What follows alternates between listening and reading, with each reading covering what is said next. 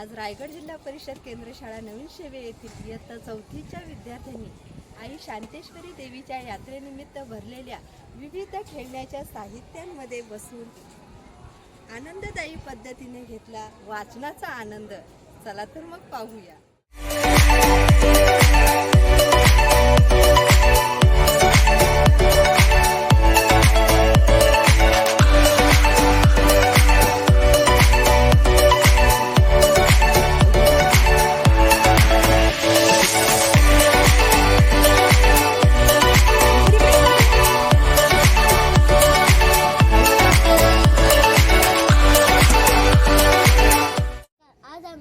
खेळण्याच्या साहित्यामध्ये बसून वाचन करण्याला हट्टेच्या।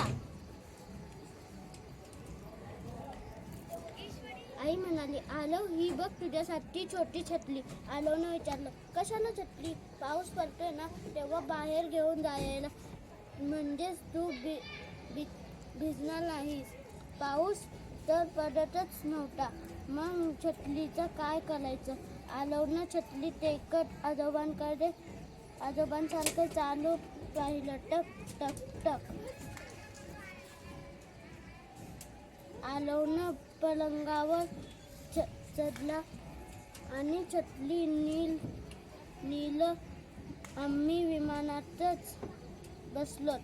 हे आमचं पॅराशूट आहे आणि आम्ही खाली उडी मारणार आहोत। गावातल्या तळ्याकाठी खेळायचे, त्यांना तळ्यातील पाणी, मासे, तळ्याकाठीची झाडे आवडतात। एके दिवशी त्यांना तळे पांढरे शुभ्र दिसते। टिंगू वाघोबाला आपली कातडी अजिबात आवडत नसे। काय हे केशरी कातडी आणि त्यावरच ते काळे पट्टे, माझी कातडी अशी छान खरीत आणि करडी असती तर? त्यानं मनात विचार केला। टिंगू वाघोबाला रंगात गेड्यांची कातडी फार आवडत होती। तुझी कातडी मला दे आणि माझी कातडी तू घे, चालेल? टिंगूनं रंगाला विचारलं। चालेल, किती मजा? रंगा म्हणाला। चांदोबा कुठे गेला?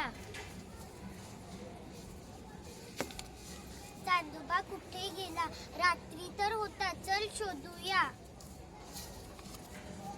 आई, तू पण शोध ना, इथे नाही तिथेही नाही। एका गावात एक शेतकरी आणि त्याची बायको राहत होते। शेतकऱ्याचं नाव मनसा आणि त्याच्या बायकोचे गुडिया। मनसाकडे पैसे खूप होते, परंतु काम करण्यासाठी माणसे कमी होती। दमदार नाक, पारों को छोड़कर माँ सुअर के सारे बच्चे चतुर थे, लेकिन पारो थोड़ी सी बुद्धि थी। कोई भी बात उसे देर से समझ में आती थी और इसलिए हर तरह की मुसीबत में